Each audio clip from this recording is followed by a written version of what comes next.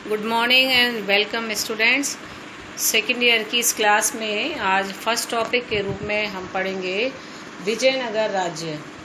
जैसा कि हमने मोहम्मद बिन तुगलक के समय में पढ़ा था, उसके शासनकाल के अंतिम वर्षों में दक्षिण भारत में दो राज्यों की स्थापना हुई थी या उदय हुआ था। उसमें एक था हिंदू राज्य विजयनगर और दूसरा बहमनी, जिसको हम बाद में पढ़ेंगे। विजयनगर राज्य जो है वो हिंदू राज्य था। सर्वप्रथम हम बात करते हैं इसकी स्थापना। इसकी स्थापना को लेकर के अनेक मत प्रचलित हैं, किंतु अधिकांश विद्वानों का ये मानना है कि 1336 ईस्वी में विजयनगर राज्य की स्थापना की गई थी। कुछ विद्वान 1336 के स्थान पर विजयनगर राज्य की स्थापना का समय 1346 ईस्वी बताते हैं। दक्षिण भारत के इस महत्वपूर्ण हिंदू राज्य के संस्थापक हरिहर और बुक्का थे, जो दोनों भाई थे। दुर्भाग्य से इनके प्रारंभिक जीवन के बारे में पूर्ण जानकारी उपलब्ध नहीं होती है और कुछ कथाएं प्रचलित हैं, जिसके अनुसार ये माना जाता है कि मुस्लिम आक्रमणकारियों ने इन्हें पकड़कर इन्हें बलात् मुसलमान बनाया था और मोहम्मद बिन तुगलक ने उन्हें रायचूर दक्षिण में शांति व्यवस्था स्थापित करने भेजा था और बाद में इन्होंने इस्लाम त्याग दिया था और इन्होंने पुनः हिंदू धर्म को धारण करके फिर इस राज्य की स्थापना की थी। और इस राज्य की स्थापना जो है वो तुंगभद्रा नदी के तट पर हुई थी। हम्पो हस्तिनावतो राज्य की नींव डाली थी और विद्यानगर नामक एक नया नगर बसाया गया था। अब हम बात करते हैं इसमें कौन कौन से प्रमुख वंश हुए। जो विजयनगर का राज्य था उसमें प्रमुख वंश थे संगम, सलुव, तुलुव और अरविंदु। ये महत्वपूर्ण वंश थे जिन्होंने विजयनगर राज्य पर अपना शासन स्थापित किया था और लंबे समय तक इन वंशों के द्वारा विजयनगर राज्य पर शासन संचालित किया गया था। सर्वप्रथम हम बात करते हैं संगम वंश की। अब संगम वंश में प्रमुख शासक कौन कौन से हुए, तो सर्वप्रथम हरिहर प्रथम, जिसने बुक्का के साथ मिलके इस राज्य की स्थापना की थी। हरिहर प्रथम द्वारा 1336 ईस्वी से 1353 ईस्वी तक विजयनगर पर शासन किया गया और 1353 के बाद बुक्का 1353 से 1379 ईस्वी तक विजयनगर साम्राज्य का सम्राट या शासक रहा। दोनों ही सगे भाई थे और इन दोनों भाइयों ने सम्राट की उपाधि धारण नहीं की थी, क्योंकि इन दोनों के पिता का नाम संगम था। अतः इन भाइयों के द्वारा जिस वंश की स्थापना की गई थी वो संगम वंश के नाम से जाना जाता है। बुक्का के पश्चात हरिहर द्वितीय 1379 से लेकर 1404 ईस्वी तक विजयनगर का शासक रहा और इसके द्वारा महाराजा धीराज और राज परमेश्वर की उपाधियां धारण की गई थी। जो हरिहर द्वितीय था ये एक महान योद्धा और विजेता था और इसके द्वारा कनारा, मैसूर, त्रिचनापल्ली, कांजी तथा चिंगलपट आदि प्रदेशों पर अधिकार कर अपने राज्य की सीमाओं का विस्तार किया गया था। इसके बाद जो अन्य शासक हुआ वो था देवराय प्रथम और वीर विजय। इन दोनों ने मिलकर के 1404 से 1419 तक शासन किया। यानी ये जो 1404 से 19 तक का पीरियड था, इसमें ये दो शासक हुए थे, देवराज प्रथम और वीर विजय। इसके पश्चात देवराय द्वितीय 1419 से 1449 ईस्वी तक 1419 से 1449 ईस्वी तक विजयनगर का सम्राट रहा और ये संगम वंश का एक महान शासक माना जाता है। इसके समय में जो प्रमुख घटना घटित हुई थी वो था बहमनी राज्य को देवराय द्वितीय द्वारा परास्त किया गया था और उस समय बहमनी राज्य का सुल्तान था फिरोज शाह। फिरोज शाह को देवराय द्वितीय के द्वारा परास्त किया गया था। इसके समय में जो अन्य महत्वपूर्ण उपलब्धि विजयनगर राज्य की मानी जाती है वो है मुस्लिम घुड़सवारों और तीरंदाजों की भर्ती। यानी देवराय द्वितीय ने राजनीति और धर्म को अलग अलग रखा और उसने मुसलमानों की कुशलता को ध्यान में रखते हुए मुस्लिम घुड़सवार और तीरंदाज जो कि योग्यता में पारंगत थे उन्हें अपनी सेना में भर्ती किया था। इसके बाद 1443 ईस्वी में इसे बहमनी के शासक अहमद शाह के आक्रमण का सामना करना पड़ा और दुर्भाग्य से अहमद शाह से जो देवराय द्वितीय था वो परास्त हुआ और उसे संधि करनी पड़ी थी।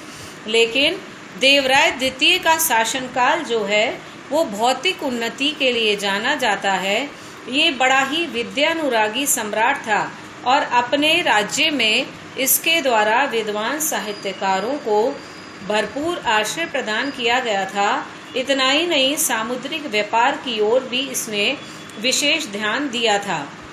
इसके साथ साथ आप देखिए एक महत्वपूर्ण बात ये भी थी, इसके समय में 2 महत्वपूर्ण विदेशी पर्यटक विजयनगर राज्य की यात्रा पर आए थे, जिसमें इटली का निकोली कोंटी और ईरान का अब्दुल रज़ाक था।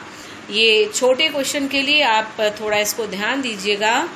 देवराय द्वितीय के समय में विजयनगर में 2 विदेशी पर्यटक आए थे, इटली निवासी निकोलो कोंटी और ईरान निवासी अब्दुल रज़ाक। और इन दोनों राज्यों ने अपने यात्रा विवरण में विजयनगर साम्राज्य की समृद्धि का उल्लेख किया है और विजयनगर साम्राज्य की समृद्धि का विस्तार से वर्णन करते हुए इसकी समृद्धि और उन्नति की काफ़ी प्रशंसा भी की है।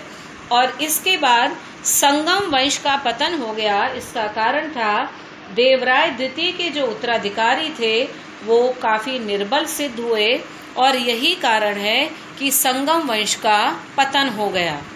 संगम वंश के पश्चात जो विजयनगर राज्य पर दूसरा महत्वपूर्ण वंश था वो था सलूव वंश। और सलूव वंश का संस्थापक नरसिंह सलूव था, जो कि अपनी मृत्यु के पूर्व अपने सेना नायक नरसा को अपने दोनों अवयस्क पुत्रों का अभिभावक नियुक्त करके गया था। नरसा जो था उसके ने बड़े लड़के इमादी नरसिंह को गद्दी पर बैठाया, लेकिन शासन की सारी शक्तियां जो थी उसने अपने हाथों में केंद्रित कर ली थी। और 1505 में नरसिंह ने अपने राजा का वध करके सिंहासन पर अधिकार स्थापित कर लिया था। इस तरह से सलूव वंश जो है उसका समाप्त हो गया था।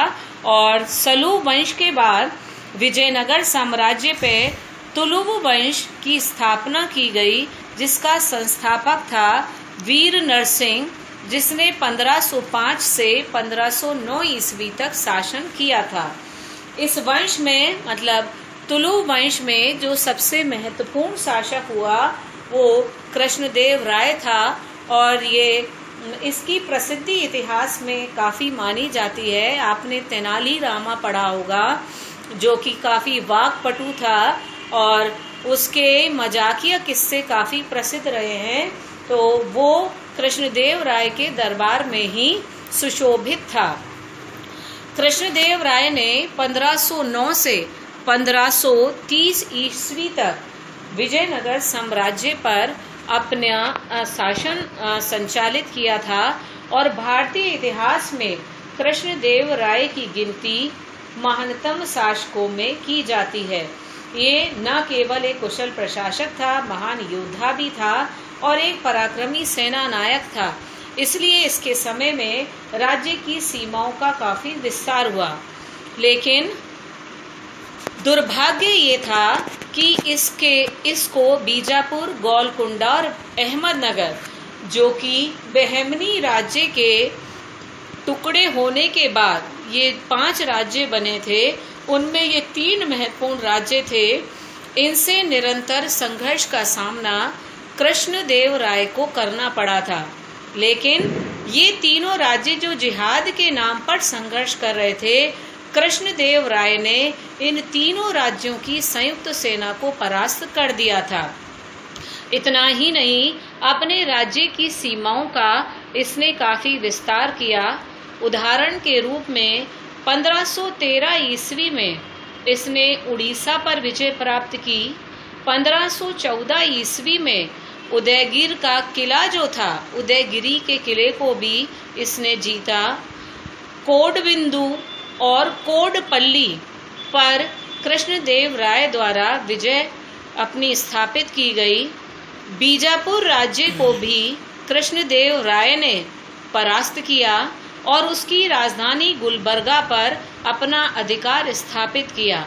इस तरह से जिस पराक्रम और वीरता का परिचय कृष्णदेव राय द्वारा दिया गया अपने राज्य की सीमाओं को विस्तारित करने में, तो इससे विजयनगर साम्राज्य की सीमाएं जो थीं वो काफ़ी दूर दूर तक फैल गई थी। लेकिन यहाँ पे एक बात और आप स्पष्ट रूप से जान लें कि यद्यपि 1513 में उसके द्वारा उड़ीसा के राजा को परास्त किया गया था, इसी प्रकार कोडबिंदु और कोडपल्ली पर इसने अधिकार किया था, लेकिन इन राज्यों के प्रति उसने उदार नीति अपनाई थी। जैसे उड़ीसा के राजा की पत्नी तथा पुत्र जो थे उसकी पकड़ में आ गए थे या उन्हें अधिकृत किया गया था, लेकिन इसके बावजूद उनके प्रति इसने सम्मानजनक व्यवहार किया था, जो निसंदेह इसके एक अच्छे शासक होने का परिचय देते हैं। और इन विजयों से जो विजयनगर साम्राज्य था उसकी सीमाएं काफ़ी विस्तारित हुई। जैसे पश्चिम में दक्षिण कोंकण, पूर्व में विजयपट्टनम और दक्षिण में भारतीय प्रायद्वीप के छोर तक विजयनगर साम्राज्य की सीमाएं जो थी वो विस्तारित हो चुकी थी। जितना महान विजेता था कृष्णदेव राय, उसी तरह से महान साहित्य और कला प्रेमी की गिनती में भी कृष्णदेव राय को रखा जाता है। साहित्य की दृष्टि से यदि हम देखें तो साहित्य के क्षेत्र में कृष्णदेव राय के समय में विजयनगर साम्राज्य की काफी उन्नति और प्रगति हुई। कृष्णदेव राय द्वारा महान विद्वानों और साहित्यकारों को आश्रय दिया जाता था और वह स्वयं भी एक महान विद्वान और विद्यानुरागी शासक था। साहित्य के साथ साथ कला के क्षेत्र में भी कृष्णदेव राय द्वारा विशेष ध्यान दिया गया था। नागलपुर नामक एक नए नगर की स्थापना कृष्णदेव राय द्वारा की गई थी। साथ ही साथ अपनी राजधानी के सौंदर्य को बढ़ाने के उद्देश्य से जो उसकी राजधानी थी उसमें उसने मंडप और गोपुरम का निर्माण करवाया था, जिससे विजयनगर राज्य की राजधानी में 4 चांद लग गए थे। यहाँ जिस तरह से आप देखिए, जो अब्दुल रज़ाक और निकोली कोंटी विजयनगर राज्य की यात्रा पर आए थे देवराय द्वितीय के समय में, उसी तरह से कृष्णदेव राय के समय में पुर्तगाली यात्री डोमिगोस पेडस भारत आया था और अपने यात्रा विवरण में इसके द्वारा विजयनगर साम्राज्य की जो उन्नति और समृद्धि थी उसकी काफी प्रशंसा की गई है। लेकिन दुर्भाग्य से कृष्णदेव राय के जो उत्तराधिकारी थे वो काफी निर्बल सिद्ध हुए, जिससे विजयनगर साम्राज्य को तालीकोटा के युद्ध का जो 1565 ईस्वी में हुआ था का सामना करना पड़ा था। 1530 ईस्वी में जब कृष्णदेव राय की मृत्यु हुई तो उसके पश्चात 1542 ईस्वी में जो उसका भाई अच्युत राय था उसने 1542 ईस्वी तक शासन किया, जो कि एक अयोग्य और दुर्बल शासक था। इसी प्रकार से इन अयोग्य शासकों की अयोग्यता का लाभ उठा करके जो मुस्लिम राज्य थे उन्होंने निरंतर विजयनगर पर आक्रमण किया और विजयनगर राज्य के विरुद्ध उन्होंने संयुक्त सैन्य मोर्चा बनाया। जो तालीकोटा का युद्ध हुआ था वो बीजापुर, अहमदनगर, गोलकुंडा और बीदर की संयुक्त सेना और विजयनगर राज्य के बीच हुआ था। इस समय जो विजयनगर राज्य की सेना का नेतृत्व कर रहा था वो था राजा राम राय, और राम राय इस संयुक्त सेना का अधिक समय तक सामना नहीं कर सका और अंत में वह परास्त हो गया। इस घमासान युद्ध में जब राम राय परास्त हो गया या विजयनगर साम्राज्य की सेना परास्त हो गई तो राम राय को बंदी बना लिया गया और हुसैन निजाम शाह के द्वारा राम राय का वध कर दिया गया। इतना ही नहीं, इन मुस्लिम सेनाओं ने विजयनगर साम्राज्य का बड़ी निर्ममता के साथ विध्वंस किया। जो कला और साहित्य से संबंधित यहाँ पर उदाहरण थे उन उदाहरणों को भी इनके द्वारा समाप्त कर दिया गया। प्रसिद्ध विद्वान हुए सेवल, उन्होंने विजयनगर साम्राज्य के विध्वंस के बारे में लिखा है कि संसार के इतिहास में कभी भी इतने वैभवशाली नगर का इस प्रकार सहसा सर्वनाश नहीं किया गया जैसा कि विजयनगर का था। इस प्रकार मुस्लिम सेनाएं जो थी उन्होंने इस खूबसूरत साम्राज्य को बुरी तरह से विध्वंस इसका कर दिया था। तालीकोटा के युद्ध के पश्चात विजयनगर साम्राज्य पर जो अंतिम वंश स्थापित हुआ वो था अरविंदु वंश, जिसकी स्थापना सदाशिव राय के द्वारा की गई थी। इस तरह से ये विजयनगर साम्राज्य जो था वो उसका अंत हो गया था, जिसकी स्थापना हरिहर और बुक्का नामक दो भाइयों के द्वारा की गई थी। आज की क्लास में इतना ही। अगली क्लास में विजयनगर साम्राज्य के पतन के बारे में हम अध्ययन करेंगे। तब तक के लिए have a good day to all of you.